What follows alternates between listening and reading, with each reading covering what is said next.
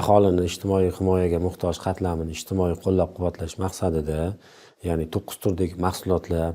go'sht, mol go'shti, qo'y go'shti, parranda go'shti, tuxum, un, shakar, o'simlik yog'i, dori vositalari hamda tibbiy xizmatlar uchun mazkur xaridlarni amalga oshirilganda xarid summasidan ularni ijtimoiy qo'llab-quvvatlash maqsadida qo'shilgan qiymat solig'ini ularga ijtimoiy keshbek ya'ni sifatida qaytarib berish tartibi amaliyotga joriy qilingan bo'lib, mazkur ko'rsatkich 2025-yilni oladigan bo'lsak, yanvar-dekabr oyida 375 mingdan ortiq ijtimoiy himoya reyestriga kiritilgan fuqarolarimizga 184 milliard so'mdan ortiq qo'shilgan qiymat solig'i, ya'ni ijtimoiy keshbek summalari qaytarib berishi ta'minlandi. Bu bilan ijtimoiy himoya qatlamiga mas'ul fuqarolarimiz xaridlar amalga oshirilganda mazkur 9 turdagi mahsulotlarda xarid summasida to'langan qo'shilgan qiymat solig'i fuqarolarimizga ijtimoiy keshbek sifatida qaytarib berildi. Bu ularni daromadlarini oshishiga hamda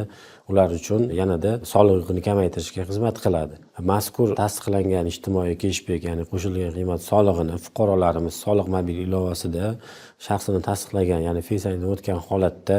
keshbek va imtiyozlar bo'limidagi ijtimoiy keshbek xizmati orqali bank kartalariga ko'chirib olishi mumkin bo'ladi. Ya'ni ijtimoiy keshbek summalari har oyda 25-sanasidan keyingi kunda tasdiqlab berilishi amalga oshiriladi.